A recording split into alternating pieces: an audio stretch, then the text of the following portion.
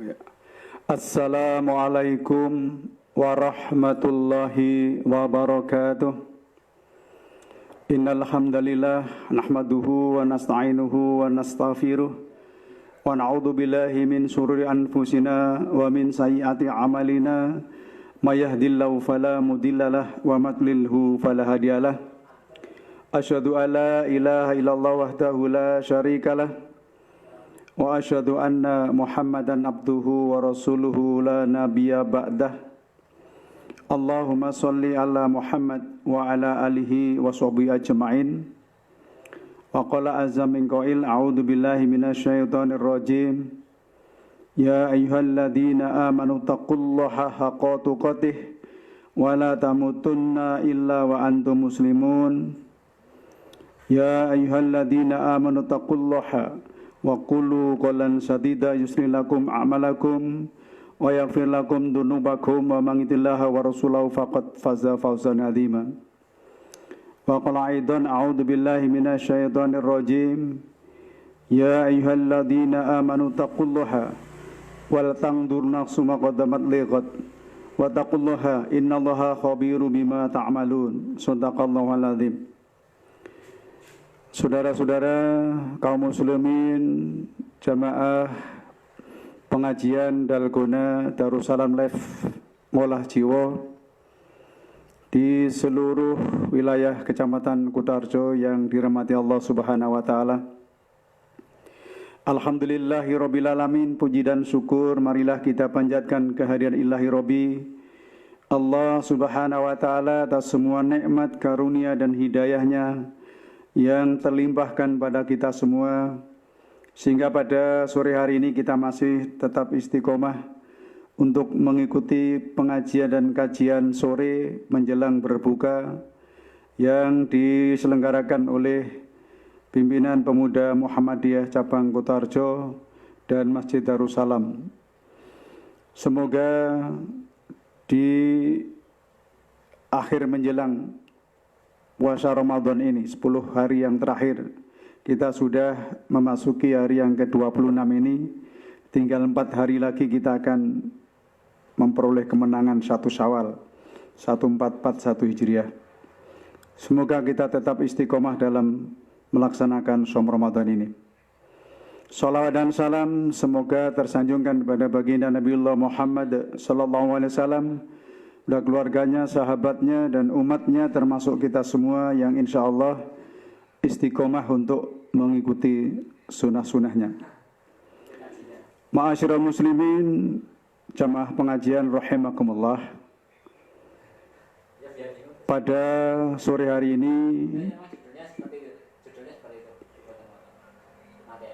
kita ingin menyampaikan hal-hal yang berkaitan dengan bagaimana agar kita bisa husnul khotimah di dalam kehidupan ini. Sebab apa? Sebab orang yang beramal baik sekalipun, kalau tidak hati-hati maka akan berakhir dengan tidak husnul khotimah.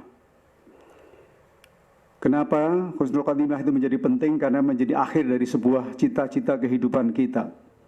Untuk apa? Untuk meraih surganya Allah. Allah sudah mengingatkan kepada kita bahwa ya ayyuhalladzina amanu taqullaha wal tanzur nafsum ma qaddamat lighad wa taqullaha innallaha khabirum bima ta'malun. Hai orang yang beriman, bertakwalah kamu kepada Allah dan hendaklah setiap diri memperhatikan apa yang diperbuat untuk hari esok, yaitu akhirat. Untuk hari esok akhirat. Artinya apa? Artinya bahwa kehidupan akhirat itu adalah yang lebih penting daripada kehidupan dunia. Maka sering saya sebut ada istilah ad-dunya masyru'atul akhirah. Dunia itu adalah masyru'ahnya atau ladangnya akhirat. Karena di akhirat kita akan memperoleh kebahagiaan yang luar biasa, yang tiada tara dan tidak pernah berhenti. Khalidina fiha abada. Tetapi kita tidak boleh melupakan kebahagiaan dunia. Karena apa? Karena dunia adalah tempatnya kita untuk menggapai akhirat itu tadi.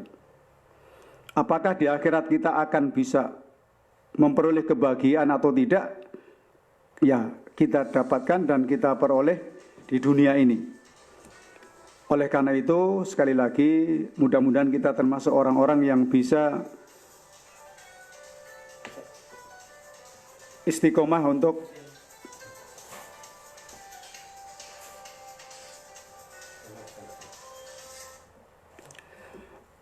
istiqomah di dalam melaksanakan segala perintah-perintah Allah itu.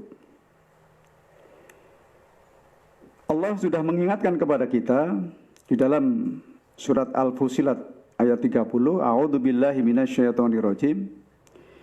Innal ladzina qalu rabbunallaha tsumma istaqamu tatanazzalu alaihim malaikatu alla takhafu wa la tahzanu wa abshiru bil jannati lati kuntum tu'adun.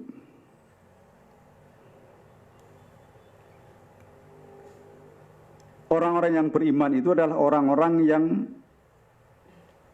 teguh pendirian. Orang yang kemudian teguh pendirian dan orang-orang yang kemudian tidak ragu. Orang-orang yang tidak ada ketakutan. Ya. Janganlah kamu merasa takut dan janganlah merasa sedih dan gembiralah kamu dengan memperoleh surga yang telah dijanjikan oleh Allah kepadamu. Jadi dijanjikan surga. Orang yang senantiasa istiqomah itu akan dijanjikan surga. Di dalam ayat yang lain juga disebutkan bahwa, kemarin disampaikan oleh salah seorang ustadz juga, bahwa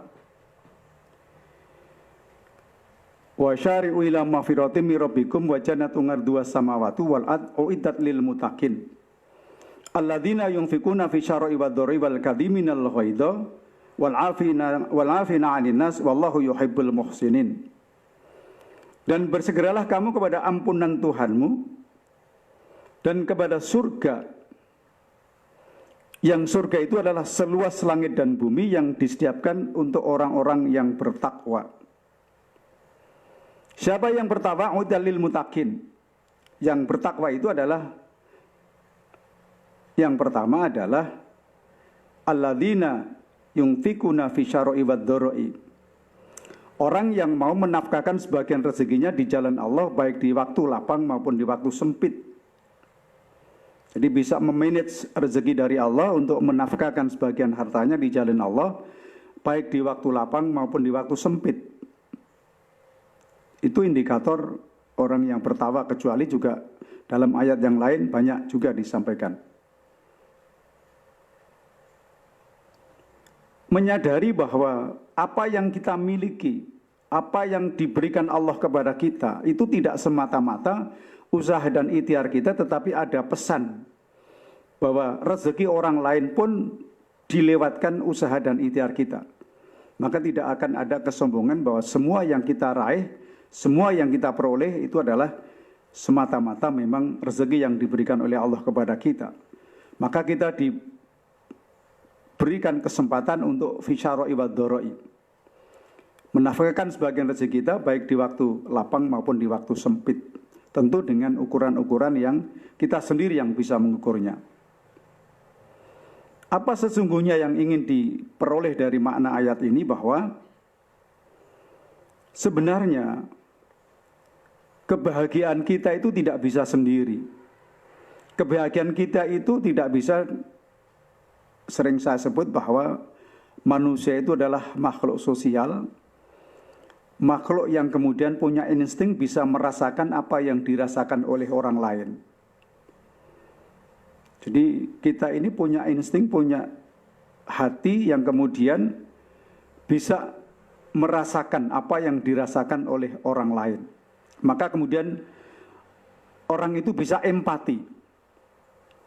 Maka tidak elok ketika kemudian kita memperoleh rezeki yang banyak dari Allah Subhanahu wa taala, kemudian ada saudara kita, ada tetangga kita, ada sahabat kita yang kemudian dalam tanda kutip dalam kehidupan sehari-harinya sangat memprihatinkan, apalagi di era COVID-19 ini banyak yang kemudian saudara-saudara kita terdampak dari sisi ekonomi.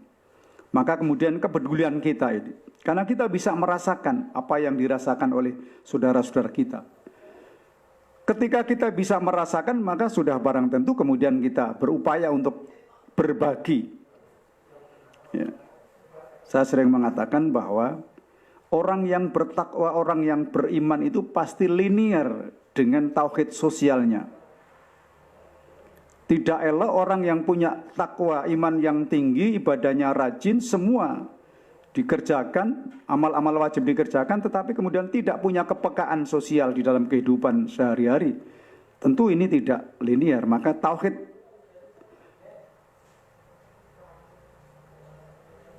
kepada Allah Subhanahu wa Ta'ala pasti diikuti dengan hablum minanas, dengan peduli kepada sesama dan kepada orang lain.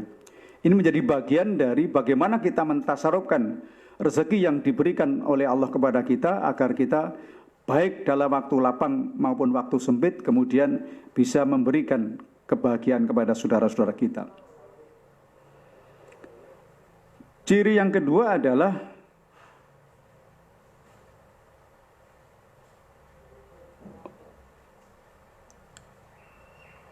wal kadhiminal ghaidha. Apa itu? Mampu menahan marah, mampu menahan amarah. Sebab di dalam kemarahan itu pasti ada setan yang melekat di hati kita. Sehingga bagaimana kita bisa menahan marah? Sebab apapun yang kita kerjakan, kalau kemudian ini menjadi kemarahan, maka sekalipun ini baik, maka kemudian tidak akan ada nilainya di hadapan Allah Subhanahu wa Ta'ala.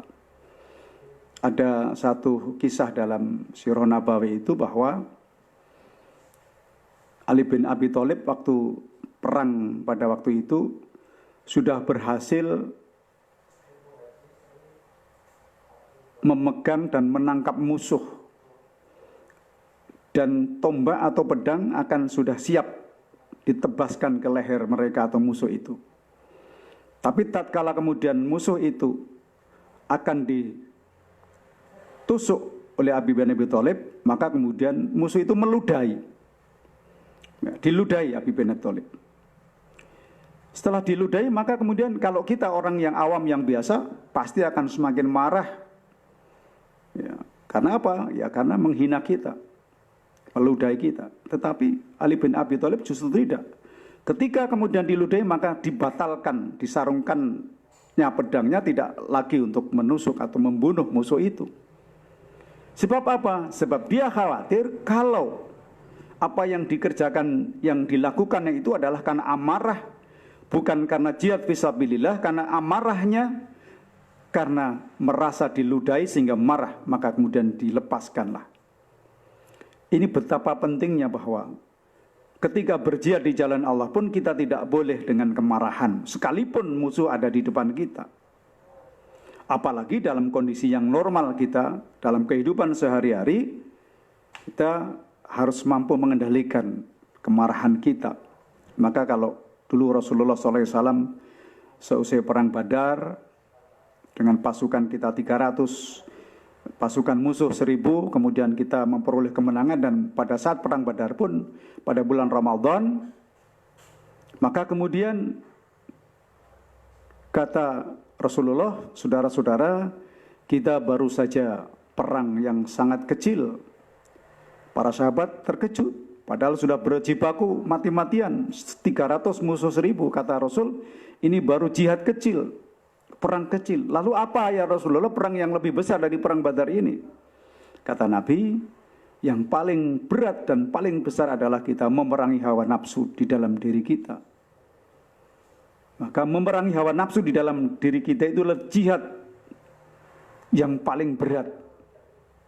Termasuk di dalamnya adalah ketika kita mampu menahan amarah, sekalipun orang-orang mungkin di sekitar kita membuat kita marah, maka kalau kita mampu mengendalikan kemarahan itulah, maka itu termasuk ciri-ciri orang yang bertakwa, yang di sana disiapkan surga, yang surga itu seluas langit dan bumi, mampu menahan amarah. Kemudian yang berikutnya adalah ciri orang yang bertakwa itu adalah mau memaafkan kesalahan orang lain. Mau memaafkan kesalahan orang. Baik orang itu menyakiti diri kita maupun apalagi tidak, kita memaafkan. Maka dalam konteks halal bihalal dalam bulan Syawal itu sering orang luar biasa. Apa yang disebut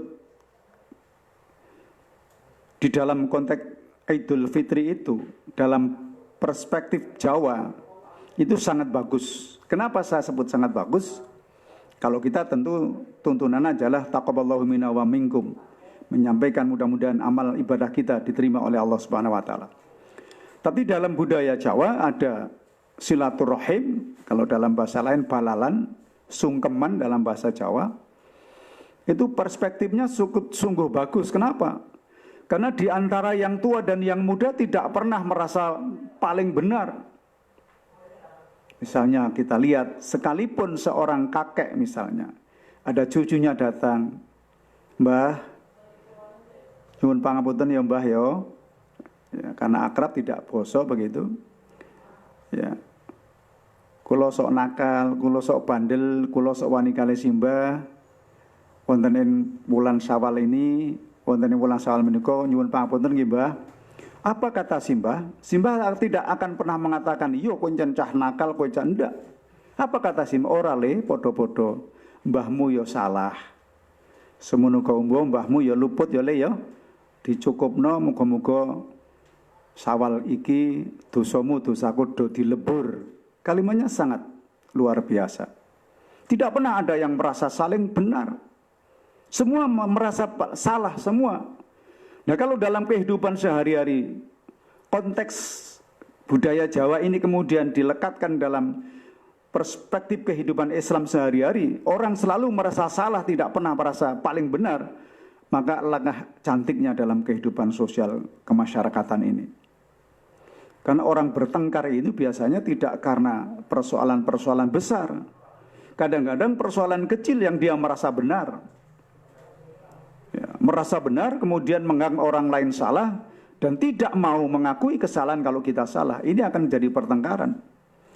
Maka sungguh hebat orang-orang yang kemudian dalam bulan Syawal besok sebentar lagi akan kita masuk ini, kita saling memberikan maaf. Belum, apa istilahnya, orang yang minta maaf belum selesai ngomong, kita sudah mengatakan, wis tak lebur dosane, wis tak ngapura salahmu kabeh le. Suami pada istri, istri pada suami, yang muda pada yang tua kepada yang muda, sering mengatakan aku sing salah. Ora ono sing mengatakan aku sing bener. Semua merasa salah. Ini terjadi dialog yang luar biasa yang kemudian kalau ini dipraktekkan dalam kehidupan nyata, kehidupan sehari-hari, maka tidak akan ada orang bertengkar. Sekalipun ada persoalan-persoalan yang serius, tetapi ketika kemudian masing-masing merasa salah, tidak merasa paling benar, maka akan terjadi rekonsiliasi lah begitu bahasa kalau ini pertengkaran. Ini menjadi hal-hal yang kemudian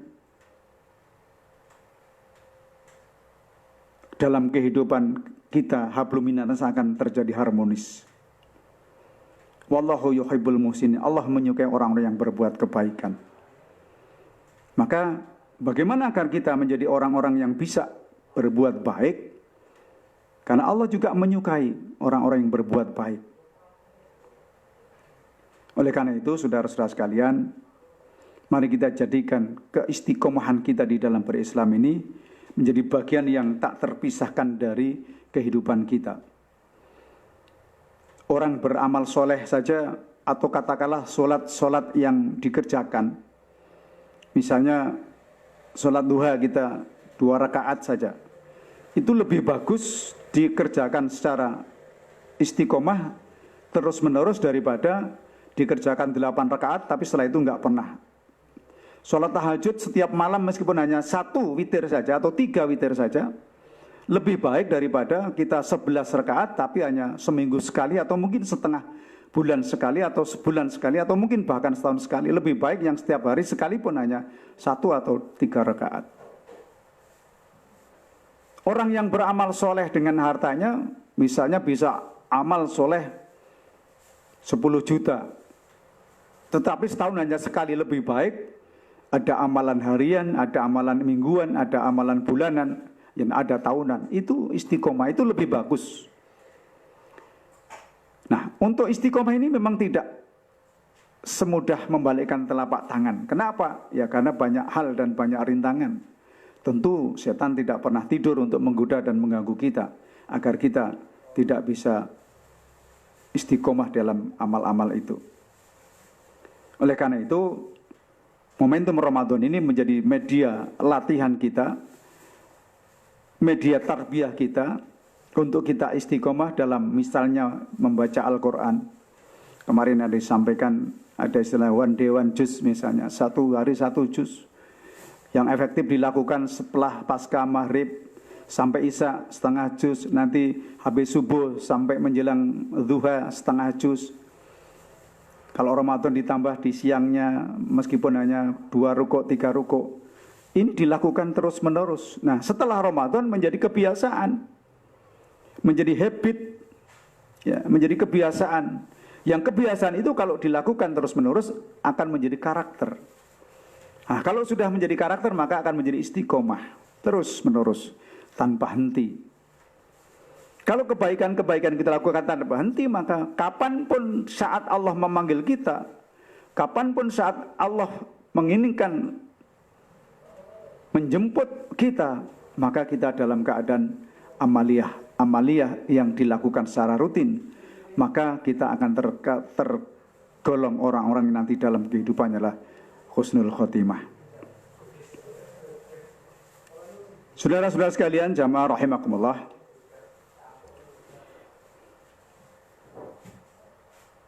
yang kedua,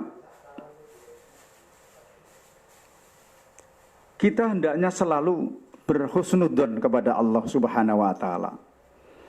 Berprasangka baik. Sekalipun mungkin ada doa-doa kita yang belum terkabulkan. Kadang-kadang kita berpikir agak kalau disebut radikal ya tidak begitu. Misalnya kita membandingkan orang-orang di sekitar kita yang mungkin tingkat kesolehannya tidak sama dengan kita menurut kita. Tapi Allah memberikan rezeki yang lebih baik kepada mereka daripada kita. Dilallah anak-anaknya pun kemudian baik semua. Ya. Lalu kita ada mungkin di antara kita ada yang kemudian menggerutu. Ya Allah, semua perintahmu sudah aku kerjakan, wajib sunnah. Kehidupan saya kok seperti ini ya Allah. Sementara si fulan nggak pernah ibadah, nggak pernah sholat, nggak pernah ngapain-ngapain. Tapi kok rezekinya lancar, anaknya menjadi anak yang baik semua, dan seterusnya dan seterusnya. Kadang-kadang kita melihat sesuatu itu dilihat, dibandingkan, diukur dengan keberhasilan dunia. Tentu ini tidak salah dalam konteks ini. Tetapi yang harus kita sadari bahwa ada hal-hal yang dibalik Allah takdirkan itu kita nggak pernah tahu. Nggak pernah tahu. Apa yang kemudian akan diberikan kepada kita oleh Allah Subhanahu wa taala, tentu ini sudah diperhitungkan sesuai dengan apa yang kemudian Allah kehendaki. Maka bisa jadi menurut kita tidak bagus, tapi menurut Allah bagus. Sebaliknya, ya, menurut kita bagus, tetapi menurut Allah tidak bagus. Nah, maka inilah yang kemudian kita harus husnudzon kepada Allah Subhanahu wa taala. Berprasangka baik kepada Allah Subhanahu wa taala. Karena ada doa yang dikabulkan langsung, ada yang ditunda atau ada yang di-cancel begitu. Tidak semua dikabulkan dalam konteks langsung apa yang kita minta. Atau yang diberikan kepada kita tidak dalam bentuk yang kita minta. Ya. Tidak bentuk yang kita minta. Nah, misalnya dulu ada sebuah cerita orang yang berangkat haji itu, ada yang dalam pengajian, kalau kamu berangkat haji yakinlah pasti akan diganti oleh Allah harta yang kau gunakan untuk ibadah haji, yakinlah itu. Maka satu saat si fulan tadi yang sudah naik haji, kemudian bahasa Jawa nempuhke pada ustaznya, ayo ustaz, dulu saya mendengar pengajian yang panjenengan sampaikan bahwa ketika engkau naik haji, maka yakinlah akan diganti oleh Allah Subhanahu wa ta'ala. Saya sudah 10 tahun berhaji, tapi sampai hari ini uang yang saya gunakan untuk naik haji belum diganti oleh Allah. Padahal dulu saya naik haji habisnya 27 juta, sampai hari ini sudah 10 tahun belum diganti oleh Allah. Lalu Pak Ustadz tadi bertanya, Ibu, selama 10 tahun ini Ibu sudah masuk rumah sakit berapa kali? Alhamdulillah, sampai hari ini saya tidak pernah masuk rumah sakit, saya selalu sehat. Ibu, apakah sehat yang Ibu terima itu bukan karunia dan hidayah Allah? Apakah sehat itu bukan rezeki dari Allah? Tentu itu adalah semua rezeki dari Allah. Coba bayangkan kalau ibu tiba-tiba sakit jantung, harus dipasang ring 3 misalnya.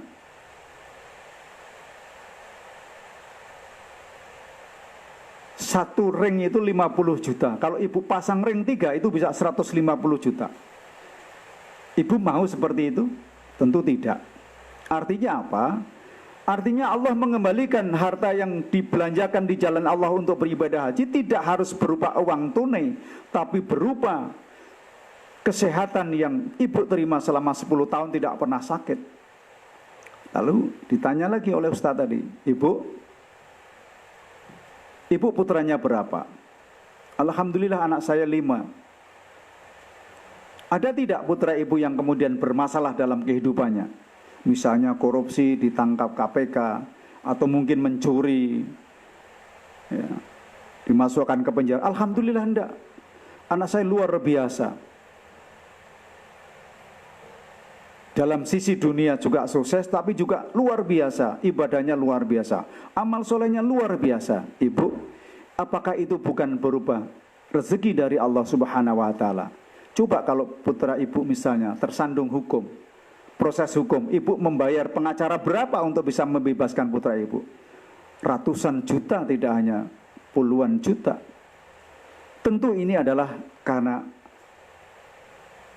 rezeki yang diberikan kepada Allah. Artinya apa? Artinya bahwa rezeki itu tidak hanya berupa barang, berupa benda, berupa apalagi berupa uang, tetapi adalah keselamatan. Salamah itu rezeki. Kebaikan itu adalah rezeki. Kesehatan itu adalah rezeki. Yang itu semua kalau dikurs dengan uang pasti akan lebih besar daripada, ya, kalau itu dinilai dengan uang akan sangat mahal sekali harganya. Maka sekali lagi mari kita selalu berhusnuzon kepada Allah, berprasangka baik. Andipun kita doa kita tidak atau belum dikabulkan secara tunai, maka kita yakin bahwa yang diberikan Allah pasti yang terbaik menurut Allah. Bisa jadi menurut kita tidak baik, tapi menurut Allah baik. Maka kita hendaklah selalu berprasangka baik kepada Allah Subhanahu wa ta'ala. Karena apa? Karena Allah pasti ngerti apa yang menjadi kebutuhan kita. Sekali lagi, Allah mengerti apa yang menjadi kebutuhan kita, bukan yang menjadi keinginan kita. Sekali lagi, bukan yang menjadi keinginan kita. Karena yang menjadi keinginan kita biasanya juga bukan kebutuhan. Ya, saya contohkan yang sederhana, yang konkret ini, mumpung bulan Ramadan dan mendekati bulan atau mendekati Lebaran. Yang mendekati Lebaran. Kita ingin membedakan mana kebutuhan dan mana itu adalah keinginan. Misalnya ada seorang ibu, ya, sudah terima THR, ya, kemudian pergi ke pasar, Pak, minta uangnya Pak, isi mau ke pasar. Ini kebutuhan saya ini. Dicatat sudah kebutuhannya. Beli kue lebaran, beli telur, beli ayam, beli kopi, beli gula, sudah dicatat semua. Bawa uang 250.000 pergi ke pasar. Harganya sudah dicatat, kira-kira sisa paling hanya 10.000 untuk naik becak nanti pulangnya.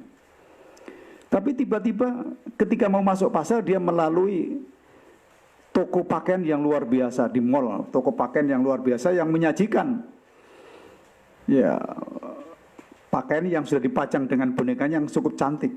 Maka ketika pelayan toko dengan menawarkan yang begitu menarik, kemudian ibu tertarik. Monggo Bu, masuk mlebet riyen Bu, mlebet riyen. Wah, mboten Ibu tidak beli ndak apa-apa. Coba aja, ndak apa-apa. Mboten tumbas, mboten napa-napa, pun mlebet mawon. Masuk saja. Ya karena ditarik dia masuk. Ah, kemudian coba, dicoba aja Bu, enggak apa-apa, dicoba. Enggak beli enggak apa-apa, dicoba aja. Dicobalah. Setelah dicoba, di kamar pas dia meleng kanan, meleng kiri. Wah, nampaknya Pak cantik juga ini, baju bagus juga. Harganya berapa ini? Murah Bu, hanya 250. Hah? 250? Iya, murah. Ya sudah. Kalau untuk ibu enggak 250 lah. 200. Ya, dia berpikir bahwa uang tadi untuk belanja 250.000 rupiah. Ah, kalau hanya kelong 200, enggak apa-apa, masih sisa 50. Dibayarlah baju itu. Maka kemudian ketika baju itu dibayar, kemudian dia lanjutkan belanja ke pasar, apa yang terjadi? Catatan-catatan kebutuhan tadi yang sudah dicatat tidak akan terpenuhi semua, tidak akan tercukupi semua. Kenapa? Karena uangnya yang 200 sudah dibelanjakan, bukan kebutuhan, tapi keinginan. Keinginan. Ya. Yang dibelanjakan lagi bukan kebutuhan, tetapi keinginan. Itulah yang saya sebut tadi, bisa jadi keinginan itu menurut kita, tapi menurut Allah belum menjadi kebutuhan. Maka yang paling penting adalah bagaimana kebutuhan itu. Ya, saya misalnya usia sudah 56 tahun ini, kalau makan sate tiap hari ya mau saja. Mulutnya itu mau menikmati itu, tapi tubuh nggak butuh. Maka apa terjadi? Kalau dilakukan terus-menerus, maka terjadi kolesterol. Ya. Kolesterol tinggi, akhirnya penyakit darah tinggi, penyakit jantung, dan seterusnya muncul. Kenapa? Karena tubuh kita tidak memerlukan asupan itu. Tapi lidah ini keinginan. Nah, maka sekali lagi, antara keinginan dan kebutuhan mestinya disesuaikan. Yang paling penting adalah bagaimana kebutuhan kita. Ya, maka kebutuhan ini menjadi lebih penting. Kemudian yang ketiga adalah jujur. Ya. Dan berkata benar, selalu jujur. Nah, kejujuran itu adalah sekarang menjadi bahan langka, Bapak Ibu sekalian. Maka kejujuran ini menjadi sebuah nilai akhlak yang sangat penting. Kalau kita pernah mendengar seorang penggembala yang ditanya oleh sahabat, "Kamu penggembala punya siapa ini?" "Ya punya majikan saya." "Majikan kamu pernah menghitung jumlahnya berapa?" "Oh tidak pernah menghitung." "Kamu sendiri?" "Saya juga nggak tahu." "Ya sudahlah, kalau begitu saya beli 5. Nanti uangnya untuk kamu. Majikan kamu toh nggak tahu. Uangnya untuk kamu." Nah, si penggembala ini yang luar biasa jujurnya. Dia mengatakan, "Betul Tuhan, majikan saya tidak tahu saya jual kambingnya 5. Karena majikan saya tidak pernah menghitung berapa kambingnya. Tetapi Allah Maha melihat. Allah Maha melihat." Maka kemudian orang tadi, sahabat tadi luar biasa ini, seorang penggembala. Yang penggembala itu adalah satu derajat yang kalau di Mekah itu derajat yang paling rendah begitu. Ya satu tingkat di atas budak begitu. Itu kejujurannya luar biasa. Dalam kesulitan apapun kejujuran masih tetap ada. Maka ini menjadi nilai tersendiri. Dan kejujuran itu juga menjadi sebab kita besok dimasukkan kategori husnul khotimah. Maka berprasangka baik kepada Allah, kemudian juga kejujuran. Yang berikutnya adalah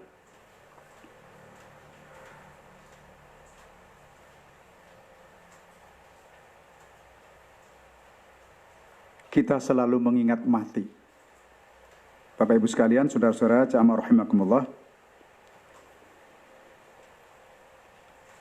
kematian itu sudah ditakdirkan semenjak roh kita ditiupkan. Tetapi kita tidak pernah akan tahu kapan waktunya, di mana tempatnya, apa asbabnya. Maka kalau ada orang mengatakan orang tiba-tiba meninggal kemudian bertanya, sakit apa? Belum tentu. Sakit tidak harus mati, dan mati tidak harus sakit. Maka ketika kita mengingat mati, karena mati tidak tahu kapan, di mana, waktunya kapan, asbabnya apa, maka setiap hari kita senantiasa berupaya untuk selalu berbuat kebaikan, mengingat kematian itu. Maka pernah ada satu sahabat Rasul mengatakan, kamu boleh berbuat apa saja semaumu, ya, tapi ingat, ya, kamu akan mati. Kamu boleh belanja apa saja yang kamu inginkan, tapi ingat, kamu akan dimintai pertanggungjawaban. Ya. Maka kamu boleh melakukan apa saja yang kau suka, tapi ingat, kamu akan mati. Ketika mati, maka semua apa yang kau lakukan akan dimintai pertanggungjawaban di depan Allah Subhanahu wa Ta'ala. Maka sebaiknya kita mengingat mati, artinya selalu setiap saat kita selalu berbuat kebaikan, karena hanya kebaikan dan kebaikan itulah yang kelak menjadikan kita untuk selalu bisa husnul khotimah. Demikian Bapak dan Saudara sekalian yang bisa saya sampaikan, mudah-mudahan yang sedikit ini ada manfaatnya. Kurang lebihnya mohon maaf. Bila wal hidayah. Wassalamualaikum warahmatullahi wabarakatuh.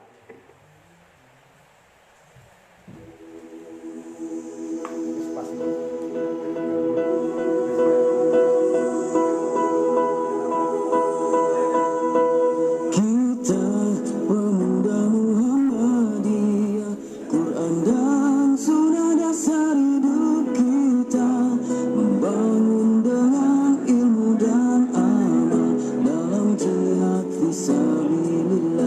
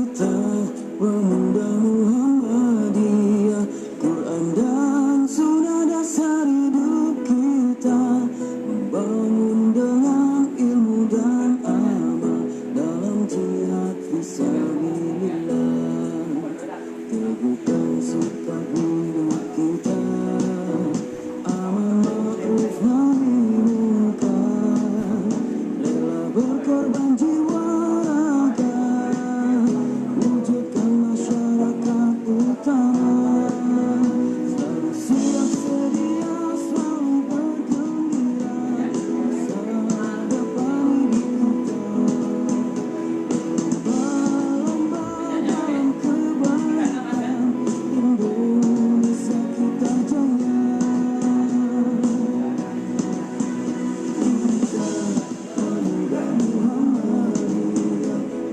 Dan sudah dasar hidup kita membangun dengan ilmu dan amal.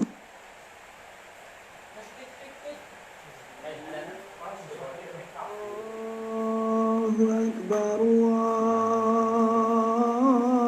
Allahu Akbar, Allahu Akbar, Allahu Akbar. Asyhadu an la ilaha illallah.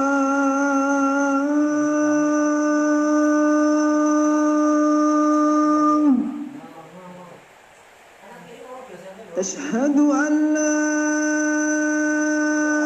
ilaha illallah.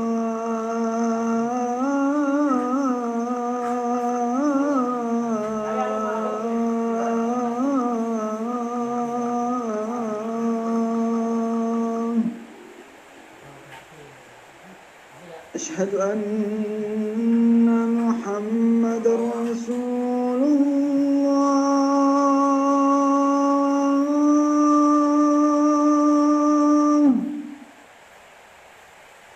Asyhadu anna Muhammadar Rasulullah.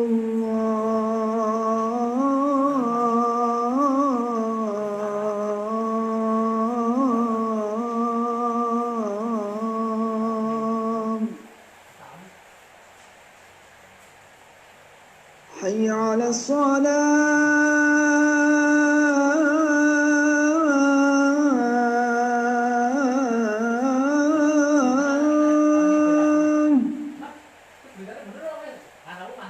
Hayya 'alas shalah.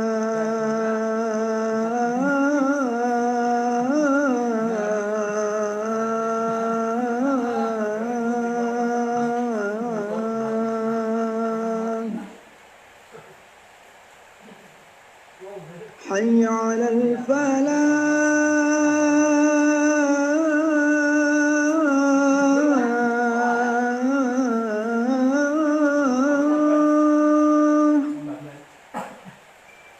Hayya 'alal falah.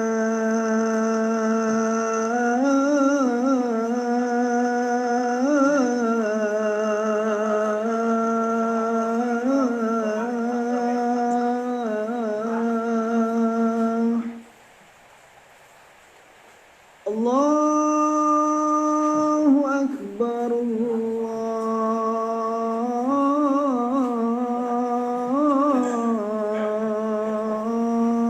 Akbar. La